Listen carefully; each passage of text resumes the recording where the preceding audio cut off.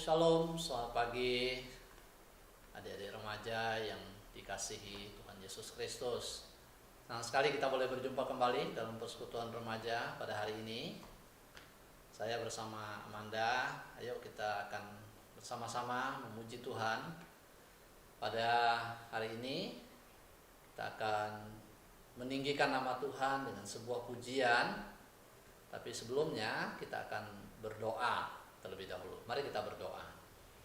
Bapa di dalam surga, terima kasih Tuhan Kau telah memelihara kami melewati sepanjang minggu dan secara khusus sepanjang malam dalam istirahat kami. Ya Tuhan, Kau telah memberkati. Kami bersyukur untuk hari Sabat yang Tuhan berikan pada hari ini. Kami boleh kembali di dalam persekutuan remaja. Kami rindu Tuhan sekali lagi memuji nama Tuhan. Kami rindu sekali lagi juga diberkati dengan firman Tuhan, diingatkan kembali dengan kebenaran firman Tuhan. Terima kasih Tuhan, berkati waktu ini. Engkau yang sertai dan pimpin dari awal hingga akhirnya. Dengar doa kami di dalam nama Tuhan Yesus. Kami berdoa dan mengucap syukur. Amin. Mari teman-teman remaja sekalian, kita akan menaikkan pujian karya terbesar. Ya, karya terbesar yaitu karya yang telah dikerjakan oleh Yesus Kristus di atas kayu salib. Sebentar kita akan mendengarkan firman Tuhan tentang perkataan Yesus di kayu salib. Mari sebelumnya kita memuji Tuhan dengan pujian ini.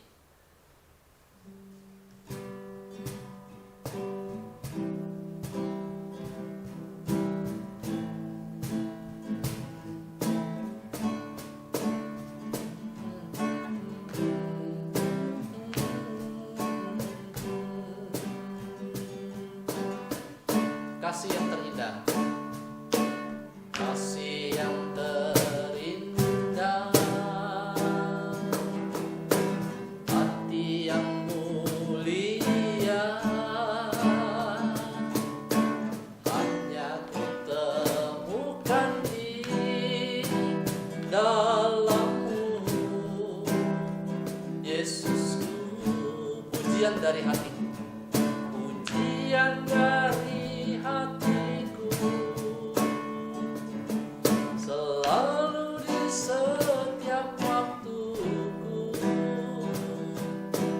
Tiada pernah berubah kasih-Ku. Kita ulangi, kasih yang terindah. Kasih yang terindah, hati yang mulia, hanya Ku temukan. Hanya Ku temukan di dalam-Mu, Yesusku. Pujian dari hatiku, selalu di setiap waktu. Tiada pernah berubah kasih-Ku. Karya terbesar dalam hidupku, pengorbananmu yang selamatkanku. Engkaulah harta yang tak ternilai, yang ku miliki dan ku hargai. Yesus,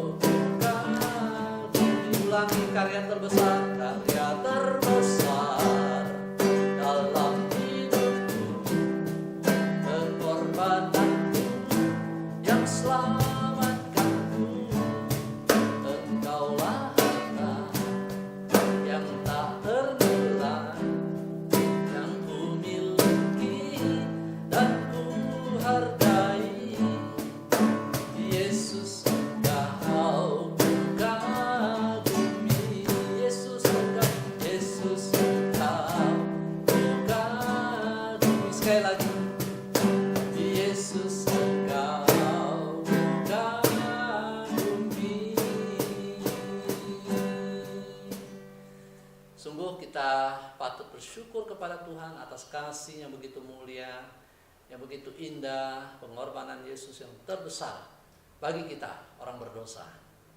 Sungguh kiranya pujian ini menjadi hormat, kemuliaan bagi nama Tuhan. Mari kita akan mendengarkan firman Tuhan. Shalom, adik-adik remaja yang saya kasihi di dalam Tuhan Yesus Kristus. Kita bersyukur ada waktu untuk boleh mendengarkan firman Tuhan. Mari kita berdoa sekali lagi. Bapa di dalam sorga, kami bersyukur untuk waktu ini. Kami akan membaca firman-Mu. Biar Engkau menolong kami memahami maksud dan kehendak-Mu bagi kami. Tolong hamba-Mu yang menyampaikan Tuhan, sehingga dia boleh menyampaikan dengan baik, dengan jelas maksud daripada kehendak-Mu Tuhan, dari firman-Mu. Buat adik-adik kami, remaja, dan juga buat kami sekalian. Tuhan dengar doa kami, di dalam nama Tuhan Yesus kami berdoa dan mengucap syukur. Amin. Adik-adik remaja yang saya kasih di dalam Tuhan, kita sudah memasuki masa Prapaskah, di mana kita akan memasuki masa atau sudah memasuki masa yaitu menjelang kita memperingati Jumat Agung, hari di mana Yesus disalib atau disalibkan, dan kemudian juga memasuki masa Paskah, yaitu memperingati kebangkitan Yesus. Nah, di dalam rangka itu saya mengajak kita untuk bersama-sama pada hari ini memikirkan satu tema, yaitu 7 perkataan Yesus di atas kayu salib. Pada waktu Tuhan Yesus disalibkan di atas kayu salib, Tuhan Yesus bukan diam, tetapi dia masih mengucapkan kata-kata. Nah, apa saja? Hari ini kita akan belajar. Ya, ada 7 perkataan Tuhan Yesus di kayu salib yang dicatat oleh para penulis Injil. Ya, itu ada di Matius, Markus, Lukas, dan Injil Yohanes. Yang pertama, Yesus berkata, "Ya Bapa, ampunilah mereka, sebab mereka tidak tahu apa yang mereka perbuat." Lukas pasal 23 ayat 34. Mereka yang menyalibkan Yesus sama sekali tidak menyadari apa yang mereka lakukan, karena mereka tidak mengenali Yesus sebagai Mesias. Ketidakpedulian mereka terhadap kebenaran ilahi bukan berarti mereka tidak layak menerima pengampunan dari Yesus. Apakah mereka bersalah karena telah menyerahkan Yesus dan menyalibkan Yesus? Ya. Oleh sebab itulah dia berdoa kepada Bapa. "Ya Bapa, ampunilah mereka." Jadi itu salah. Tetapi Yesus berbelas kasihan. Maka Yesus berkata kepada Bapa, "Ya Bapa, ampunilah mereka." Sekalipun mereka tidak tahu Yesus adalah Mesias, mereka belum percaya, mereka menolak, mereka membenci, bahkan menyalibkan Yesus. Tetapi Yesus berbelas kasihan dan Yesus memohon pengampunan untuk mereka. Dan doa Kristus di tengah-tengah mereka yang mengolok-olok dia pada waktu itu adalah sebuah ungkapan belas kasihan Yesus yang tidak terbatas. Adik-adik remaja yang saya kasih di dalam Tuhan Yesus Kristus, kalimat yang kedua, Yesus berkata begini, Aku berkata kepadamu, sesungguhnya hari ini juga engkau akan bersama-sama dengan aku di dalam Firdaus. Lukas pasal 23 ayat 43. Nah, melalui perkataan ini Yesus meyakinkan salah satu penjahat yang disalibkan bersamanya bahwa ketika dia mati, dia akan bersama-sama dengan Yesus di sorga. Jadi kita tahu pada waktu Yesus disalibkan, di kiri kanan Tuhan Yesus ada 2 penjahat besar yang mereka dihukum juga dengan cara disalibkan. Jadi penyalipan itu adalah cara pemerintah Romawi untuk menghukum orang-orang yang pada zaman itu melakukan kejahatan yang dianggap kejahatan besar, ya, kelas kakap. Nah, kita melihat di sini Tuhan Yesus sampai menanggung hukuman disalibkan ini seperti diperlakukan sebagai penjahat kelas kakap atau kelas penjahat besar. Padahal kita tahu Tuhan Yesus tidak bersalah, Tuhan Yesus tidak berdosa. Yesus disalibkan karena memang Dia datang memang ingin menanggung dosa kita, manusia yang berdosa, dengan cara yang paling memalukan, paling hina, paling sadis, paling kejam. Nah, di kiri kanan Yesus ini ada penjahat. Nah, salah satu penjahat di sebelah Yesus itu, ya, dia mengolok Yesus, ya, menghina Yesus. Dia berkata, bukankah selama ini orang menyanjung engkau sebagai pemimpin dan engkau adalah raja, pemimpin orang Yahudi? Bukankah engkau itu berkuasa dan sebagainya? Ya, lakukanlah mujizat, turunlah dari salib, atau apalah kira-kira begitu. Nah, adik-adik sekalian, penjahat yang di sebelahnya lagi ketika mendengar ini dia berkata, kawan, kita ini disalibkan karena memang kita pantas menerima ini. Ya, karena kita penjahat, kita berdosa, kita melakukan kejahatan. Tetapi Yesus ini, Dia tidak bersalah, Dia disalibkan. Kemudian dia berkata kepada Yesus, ingatlah aku sewaktu engkau datang nanti sebagai raja. Lalu Yesus mengeluarkan kalimat ini, aku berkata kepadamu, sesungguhnya hari ini juga engkau akan ada bersama-sama dengan aku di dalam Firdaus. Kalimat ini meyakinkan penjahat ini bahwa pada hari itu, hari ketika dia akan mati, dia akan bersama Yesus di sorga. Hal ini dikaruniakan kepadanya karena di saat menjelang kematiannya, penjahat yang satu ini telah menyatakan imannya kepada Yesus dan dia mengakui Yesus sebagaimana dia atau sebagaimana Yesus yang sesungguhnya. Inilah perkataan kedua. Perkataan yang ketiga, rekan-rekan remaja sekalian, Yesus berkata, dia melihat di bawah salib ada Maria, ada ibunya, dan dia berkata, ibu, inilah anakmu. Inilah anakmu maksudnya adalah dia menunjuk kepada Yohanes, salah satu dari rasulnya, salah satu dari muridnya. Dan kemudian dia melanjutkan juga, dia berkata kepada muridnya, yaitu Yohanes, dia berkata, inilah ibumu. Jadi ketika Yesus melihat ibunya berdiri di dekat salib dan bersama dengan Rasul Yohanes pada waktu itu, dia menyerahkan pemeliharaan ibunya ini ke dalam tangan Yohanes, muridnya. Dan sejak saat itu, memang Yohanes membawa Ibu Maria ke rumahnya sendiri, ya. Di dalam Yohanes pasal 19 dikatakan demikian. Dan dalam ayat ini, Yesus sebagai anak yang penuh kasih memastikan bahwa ibunya, ya, ibu duniawinya, yaitu Maria, dijaga dengan baik setelah kematiannya. Jadi Yesus masih ingat bahwa sebentar lagi dia akan mati sebagai manusia sejati, dan dia akan kemudian tidak lagi di tengah-tengah mereka. Lalu dia berpesan kepada muridnya, inilah ibumu. Adik-adik remaja yang saya kasih dalam Tuhan, ini perkataan ketiga. Perkataan keempat. Ya, perkataan keempat dalam Matius pasal 27 ayat 46.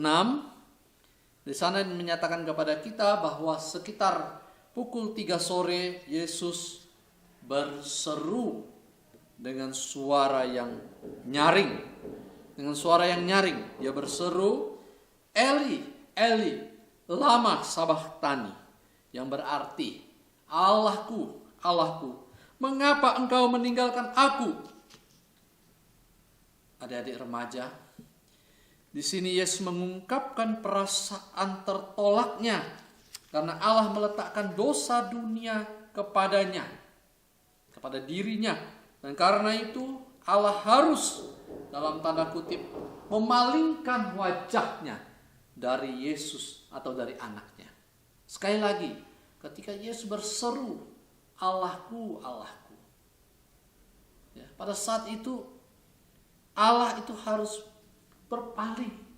Karena Yesus sedang menanggung dosa. Dia sedang merasakan beban dosa yang luar biasa sekali.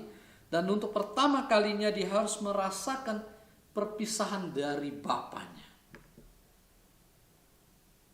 Ini merupakan penggenapan dari apa yang disampaikan di dalam perjanjian lama. Yaitu di dalam Mazmur 22 ayat 1. Eli, Eli, lama sabachthani.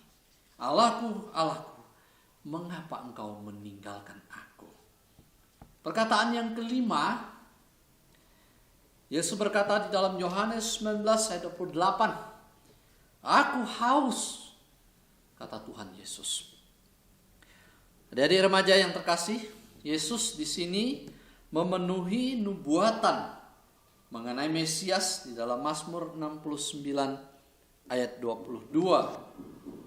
Bahkan mereka memberi aku makan racun, dan pada waktu aku haus, mereka memberi aku minum anggur asam.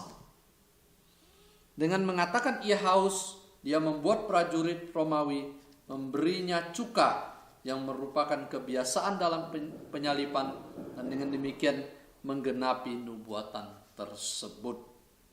Jadi Yesus berkata, aku haus. Ya, di dalam Yohanes pasal 19 ayat 28. Sana dikatakan, sesudah itu Yesus tahu bahwa segala sesuatu telah selesai. Berkatalah ia, supaya genaplah apa yang tertulis dalam kitab suci. Aku haus. Di situ ada suatu bekas penuh anggur asam. Bekas itu satu tempat itu ya, satu wadah. Nah, penuh anggur asam. Maka mereka mencucukkan bunga karang yang telah dicelupkan dalam anggur asam pada sebatang hisop, lalu mengunjukkannya ke mulut Yesus. Sesudah Yesus meminum anggur asam itu, berkatalah ia, sudah selesai. Nah, jadi pada waktu itu Yesus berkata, aku haus. Itu perkataan kelima. Perkataan keenam, yaitu Yesus berkata, ya Bapa, ke dalam tanganmu kuserahkan nyawaku. Lukas 23 ayat 46. Nah, dalam perkataan ini Yesus dengan rela menyerahkan nyawanya ke tangan Bapa. Dan ini menunjukkan bahwa Yesus telah berada di ambang kematian dan bahwa Allah telah menerima pengorbanannya.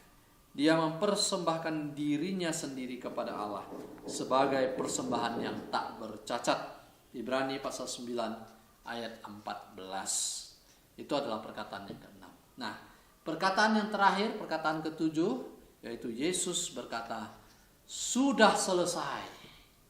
Dalam bahasa aslinya, tetelestai, sudah selesai. Di Yohanes pasal 19 ayat 30.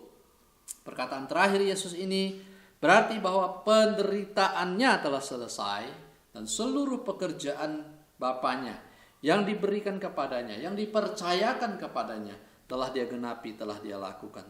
Termasuk di dalamnya dia mengabarkan Injil, dia melakukan mujizat-mujizat, dan dia memberikan banyak sekali belas kasihannya kepada banyak orang. Saudara-saudara sekalian, jadi semua itu telah Yesus genapkan. Semua telah selesai, telah dipenuhi, hutang dosa telah dibayar. Kutuk hukum Taurat telah dia tanggung sepenuhnya pada dirinya. Yesus telah menggenapi itu. Jadi inilah 7 perkataan Tuhan Yesus di atas kayu salib. Kiranya melalui perkataan-perkataan Yesus di salib ini, kita boleh mengenang kembali bagaimana besarnya kasih Yesus kepada kita, pengorbanannya bagi kita. Nah, menjelang kita akan memperingati hari kesengsaraan Tuhan Yesus nanti pada tanggal 2 April 2021, hari Jumat Agung. Kemudian kita juga memperingati kebangkitan Tuhan Yesus pada tanggal 4 April 2021 hari Minggu. Kiranya Tuhan memberkati firman-Nya dan adik-adik remaja makin mengasihi Tuhan Yesus, makin sungguh-sungguh mau bertumbuh, mau menjadi murid Yesus yang setia. Demikian firman Tuhan, kiranya Tuhan memberkati. Mari kita akan berdoa. Bapa di sorga, terima kasih untuk firman-Mu. 7 perkataan Tuhan Yesus di atas kayu salib begitu berkesan dan dicatat oleh para penulis Injil. Kami bersyukur Tuhan, hari ini kami boleh memiliki Injil yang kami boleh baca dan kami terus boleh mengingat perkataan-perkataan yang penting di atas kayu salib ini. Tuhan, terima kasih, biarlah kami boleh belajar Tuhan hal-hal yang positif, yang baik, yang sungguh-sungguh ya Tuhan, di dalam perkataan-perkataan itu juga begitu menguatkan, begitu mendorong, begitu menghibur, bahkan juga begitu menjanjikan. Terima kasih Tuhan Yesus, kami bersyukur untuk firman-Mu, dengar doa kami. Dalam nama Tuhan Yesus kami berdoa. Amin. Baiklah adik-adik remaja yang saya kasih dalam Tuhan, persekutuan remaja kita sampai di sini dan kita akan memberikan persembahan kita kepada Tuhan.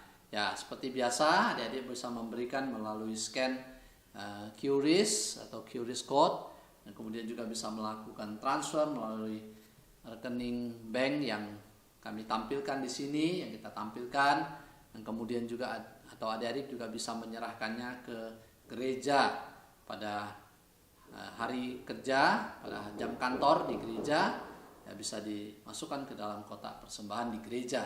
Ya, demikian adik-adik yang terkasih, kiranya Tuhan memberkati. Mari kita tetap perlu menjaga kesehatan, ya adik-adik sekalian. Ingat, kalau keluar khususnya perlu untuk mengenakan dan harus mengenakan masker. Ya, selalu ingat untuk mencuci tangan setelah kita berada di luar, sebelum makan, dan jangan menyentuh bagian mulut, hidung, mata. Ya, betul-betul menjaga adik-adik ya, menjaga kesehatan. Nah, saya tahu selama pandemi ini kalian banyak di rumah, sekolah daring ya, online dari rumah. Persekutuan remaja dari rumah juga ya, secara online. Kan tetapi mungkin ya harus juga diatur waktu, sekali-sekali kalian harus keluar untuk berjemur matahari sebentar ya, melakukan olahraga ringan supaya fisikmu juga bisa tetap terjaga kesehatan dengan baik. Demikian persekutuan remaja sampai di sini untuk hari ini. Kiranya Tuhan memberkati, sampai jumpa dalam persekutuan remaja minggu depan. Tuhan memberkati. Amin.